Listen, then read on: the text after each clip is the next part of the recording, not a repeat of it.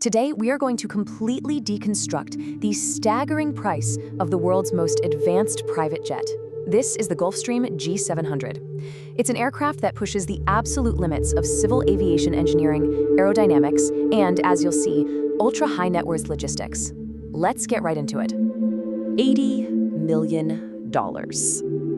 Take a second to just let that sink in. That is the baseline capital you'd need just to acquire this machine. And honestly, with highly customized configurations, buyers are actually pushing well past the $100 million mark. It is an astronomical figure, and it definitely demands a rigorous breakdown. So you're probably wondering, what exactly does $80 million actually buy you? Well, to really understand it, we have to frame this aircraft not just as a plane, but as the ultimate time machine for the top 0.1%. For that price tag, buyers aren't just paying for nice leather seats and extra legroom. They are buying unrivaled speed, unparalleled safety, and the ability to command global logistics entirely on their own schedule. But how is that actually achieved on a mechanical level? You know, the G700, it didn't just magically appear out of nowhere.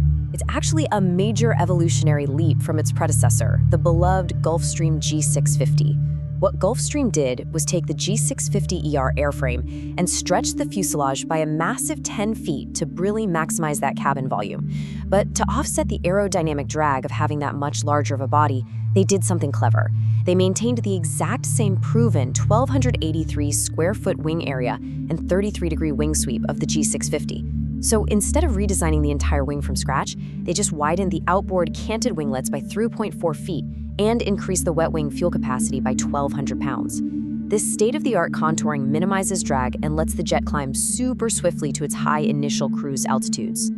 Now, you'd probably expect a massive weight penalty for adding 10 whole feet to the fuselage, right?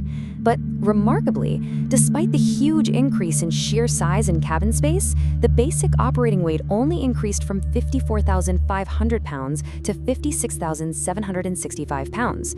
It is a shockingly marginal increase, and it's all achieved through incredibly high-precision aluminum, lithium, and composite airframe construction. Section 2, the Pearl 700 engines. Okay, to push a larger airframe to near supersonic speeds of Mach 0.935, you absolutely need a revolutionary power plant. Enter the dual Rolls-Royce Pearl 700 engines. These were developed exclusively for the G700 and its sister ship, the G800.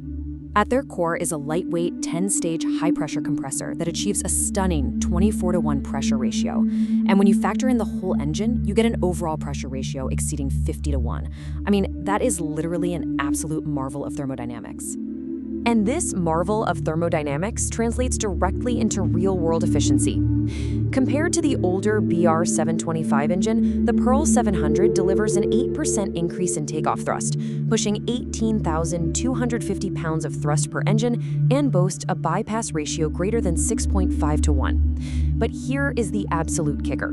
Despite being vastly more powerful, it actually uses 3 to 5% less fuel. Acting as the highly efficient beating heart of the G700 is a 24-blade blisked fan.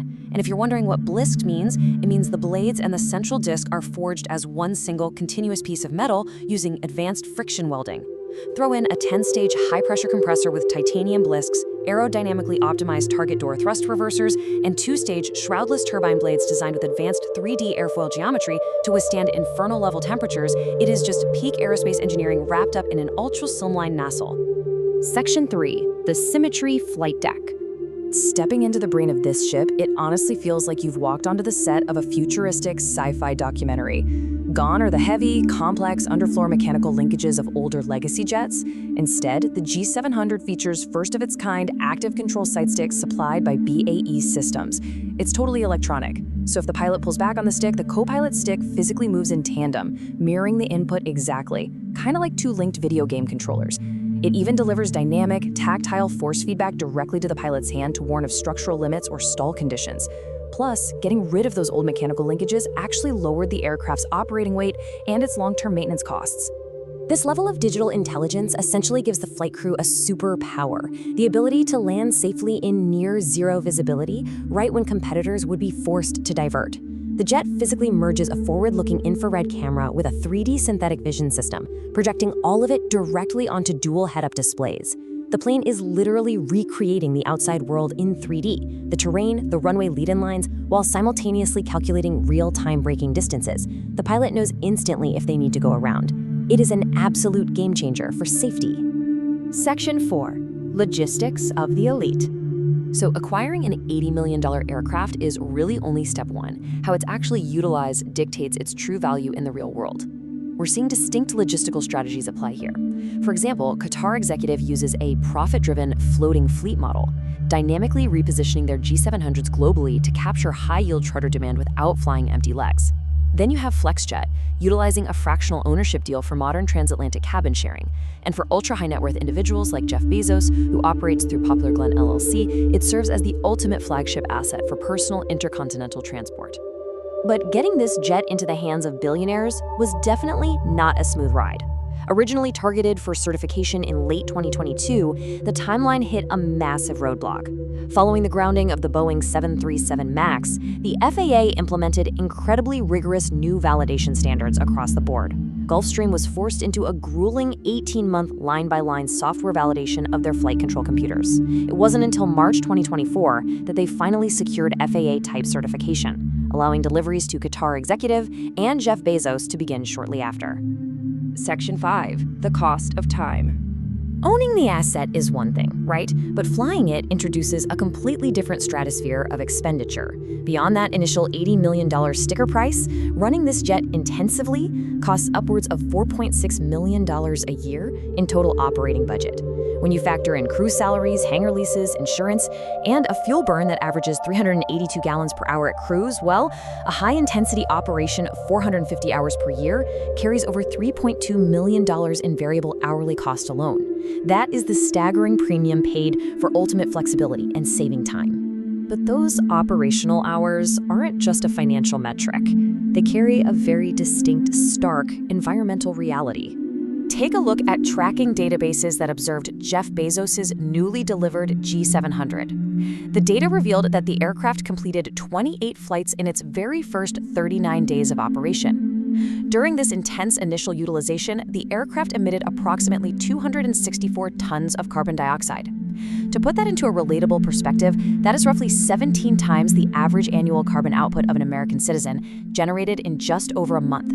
It perfectly highlights the immense scale of ultra-high net worth logistics and neutrally presents why aircraft of this caliber invariably ignite intense debates surrounding ultra-long-range business aviation. And that brings us to the end of this explainer.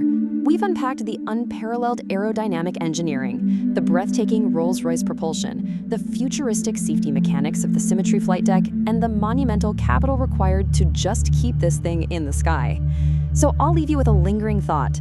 When you look at the Gulfstream G700, are you looking at the absolute pinnacle of human thermodynamic and aerodynamic triumph? Or are you looking at the ultimate sky-high symbol of global inequality?